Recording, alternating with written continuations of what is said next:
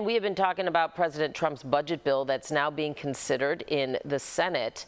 The plan includes more spending on the military and border security and makes President Trump's 2017 tax cuts for individuals and businesses permanent. It also includes significant cuts to several social services, including SNAP. That's a government program providing financial food assistance to low-income families.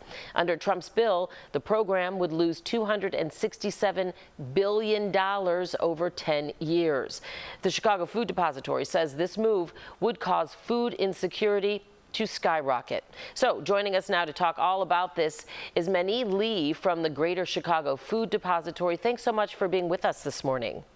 Thanks for having me, Dana. Okay, first of all, can you briefly explain what SNAP benefits are and how people use them for people who might not know? Yeah. So basically, SNAP is the Supplemental Nutrition Assistance Program. It's also known as food stamps. And it is a government program that helps income-eligible families and individuals buy food and participate in grocery stores through monthly benefits that are loaded onto a card that's very similar to a debit card. It's our nation's largest food assistance program, and it's a lifeline for over 41 million people in the U.S., including 2 million in Illinois. Now, I know the proposed cuts would happen over a 10-year time span if the bill passes in the Senate as is. How big and how immediate, though, do you think the impact would be on low-income families, especially families here in the Chicago area?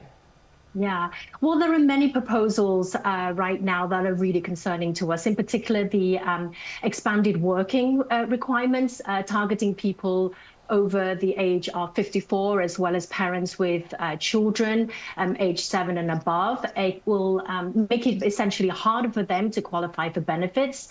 It's really unclear right now how soon the work requirements will take effect, but it has the potential to take away benefits from an estimated 230,000 SNAP participants in Illinois.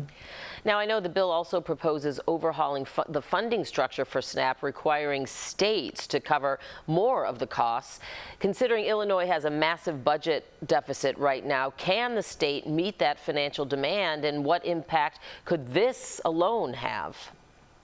Yeah. So yes, as you mentioned, another alarming proposal is to completely change the way that the SNAP program is funded by shifting up to 25% of the financial responsibility for the first time ever to individual states starting in 2028. Currently, SNAP is funded entirely by the federal government. It's the bill also proposes that states take on 75% of the administrative costs, which is an increase from 50%. And in Illinois, what that means is we will have to come up with an extra $1 billion a year.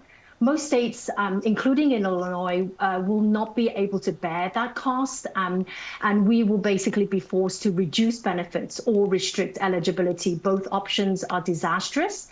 Because it's essentially is taking away an individual and a child's ability to eat, which is just wrong. Right. I know there's a lot of concern out there right now, for sure.